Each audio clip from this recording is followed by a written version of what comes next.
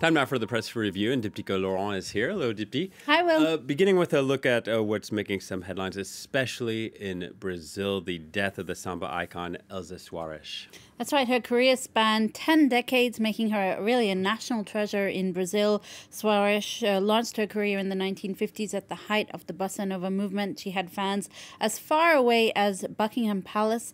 The 91-year-old had been working right up until she passed away, even preparing to perform a series of shows. Farewell to the Brazilian music diva. That's what O Globo, a Brazilian daily, says on its website, noting that her wake will be open to the public in Rio. Another Brazilian paper, Folha de Sao Paulo, describes her as an invincible artist who couldn't be destroyed, but she was a fragile, mortal woman. Indeed, Soares overcame abject poverty and a lot of tragedy in her life. She was born in a Rio favela. She was forced to marry at the age of 12. She had 2 children by the age of 15, one of whom died. She was also no stranger, perhaps unfairly, to the tabloids when Garrincha, the star of Brazil's World Cup winning team in 1962, left his family to be with her. Yeah, and a remarkable life, and maybe because of those hardships, she was really a strong advocate for a number of causes, including fighting against racism and discrimination. And also women. This writer for Folha de Sao Paulo calls her a mother to black women. She was one who sang of their pain and struggles. I quote, "She knew her existence was a thorn in the side of a country forced to revere her transcendental talent. Even as recently as her 90th birthday, she spoke out against racism in Brazil, calling it an illness with no cure." Well, there is a lot of focus today in the papers as well on NATO and the Russia-Ukraine conflict, with one paper saying we're practically already at war. That's the Spanish daily El País. Will, at least for this writer, that's the case. The writer reminding us that Russian troops have moved into Kazakhstan and Belarus as soon as they, quote, smelled blood, reminding us also of what Russia is capable invading Crimea, shooting down a commercial plane and maintaining an open conflict in eastern Ukraine. The article warning that the near future is looking likely to have a new distribution of power, one that favors autocrats over democrats, and that will entail with it a more than possible new war in Europe.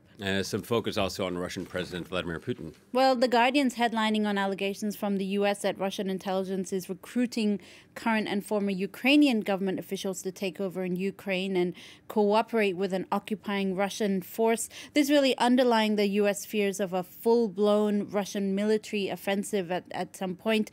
The Wall Street Journal has a really interesting article looking at Vladimir Putin's strategy, saying that he's taking one of the biggest risks of his career.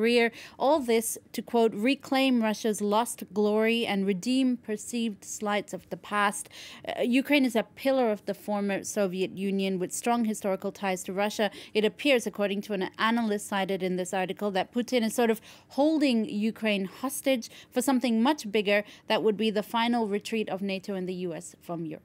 Yeah, so with post-Cold War tensions rising, possibly war looming, and the climate crisis, the planet not looking like it's in very good shape, the traditional doomsday clock has been set for 2022. Tell us more about that. So the doomsday clock is it was actually designed in 1947. It's a symbolic clock of the planet's survival. So you can imagine even back then we had fears. It represents how high the threat is of a global catastrophe, with midnight being the time of an apocalypse.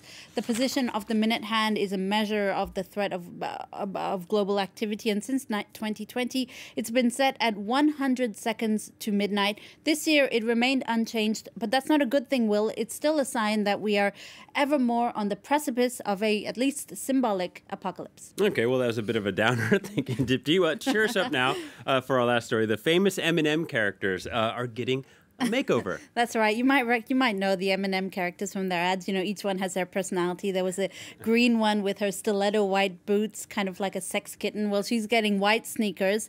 And apparently she's ending her feud with the bespectacled Miss Brown M&M, who will now just be known as Brown. The anxious orange one will really be embracing his anxiety as a reflection of Generation Z. And the red one, generally known for being, obnoxious, will be apparently definitely nicer now. The M&Ms are going woke. That's what the Daily Mail says. Like. And not everyone's happy about it. In fact, many are outraged, particularly over the attempts to sex down the green M&M.